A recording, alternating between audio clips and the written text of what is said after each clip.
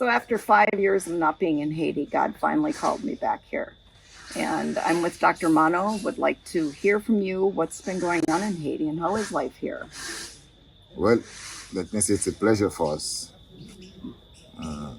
that you are with us, and your courage and determination is very appreciated. Life in Haiti, I would say it's really rough. There's a lot of uncertainty with the growing insecurity. They were called for me to leave. I didn't know, I was kind of confused. At the end, I'm glad I stayed.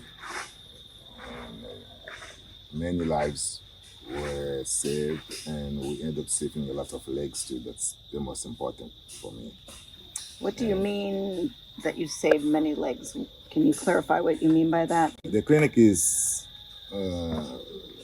we see the general patients, but our main focus is on diabetic. We receive a lot of diabetic patients. And one of the most feared complications at the clinic is diabetic foot. Diabetic foot and leg? Yes, so for a diabetic that is already poor, and to lose a leg, that's like a condemnation. So we focus on getting this source early to be very aggressive and be able to save the legs. Nice. And actually this year, I think we saved over 15 legs, only one was amputated. So for me, that was a good score. So Dr. Manno, can you give me a little update on your clinic, on how many diabetics you're serving right now? Sincerely, we lost track of that because so many people came from Port-au-Prince, and a lot of them were diabetic that didn't have treatment for 6 months. Some of them, even a year, they couldn't get treatment because they were like kind of couldn't get out from the area. It was when it's safe they were able to leave to come elsewhere. We're talking about 1.4 million displaced, internally displaced people. So we receive a lot of people that sometimes they come only once and then they move to another place. So we stop counting. Well, that's very difficult, I would think. Yes. However, Dr. Manno, I heard that the diabetic conference went very well, that there was over 250 people there.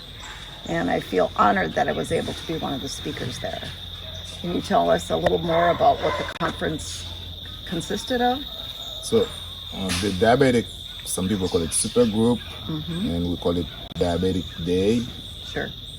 So it's an opportunity to gather a lot of diabetics in order for them to share experience and to know that and create solidarity to you.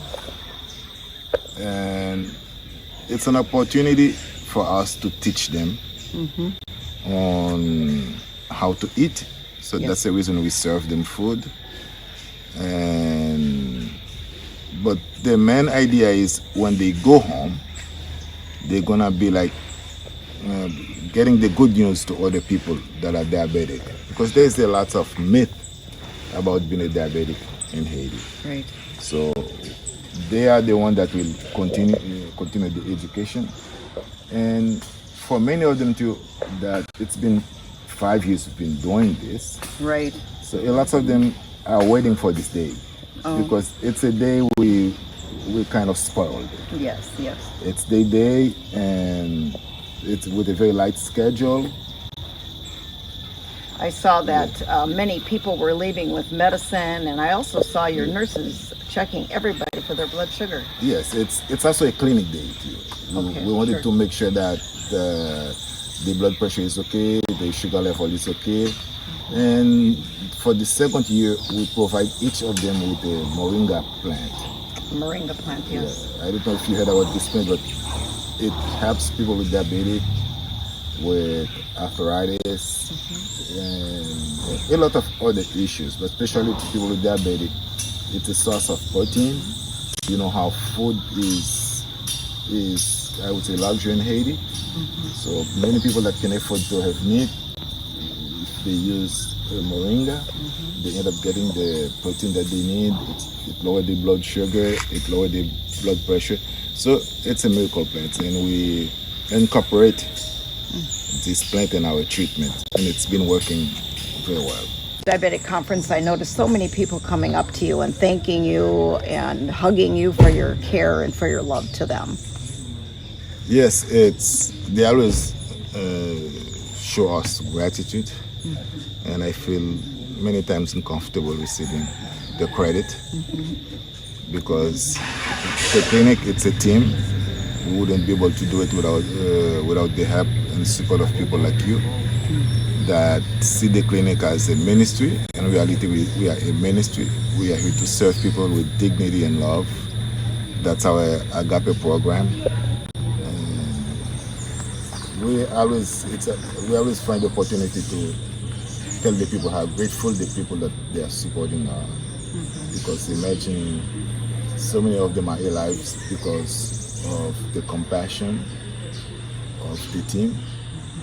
And there is no way that they can express how grateful they are, especially for those that wouldn't be able to buy medicine because they don't have the means.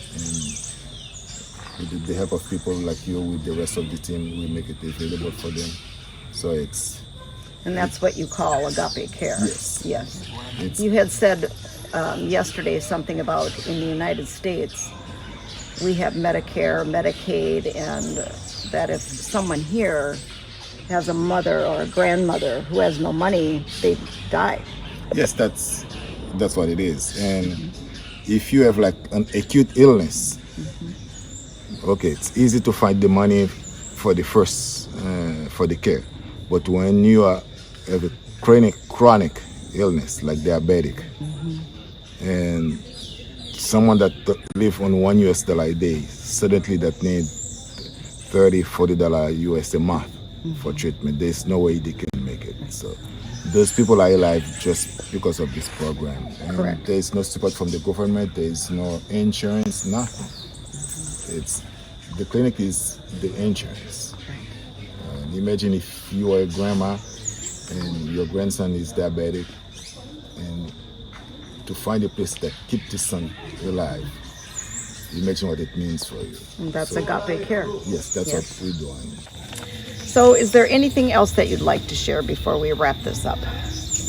Well, it's what I would say is it's been a rough year, and at the moment we thought that we were abandoned. People feel it like that, but the reality is I feel part of a community.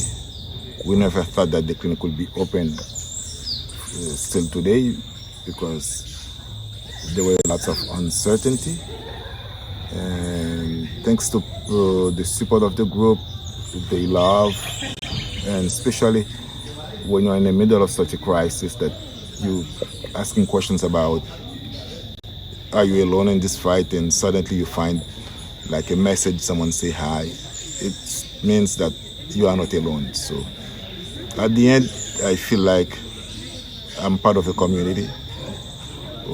This community is wider than the area where I live in, so we have lots of people in it regardless of color, age, and religion. So it's good to be part in a community like that. That's our common point is love for the people. Thanks.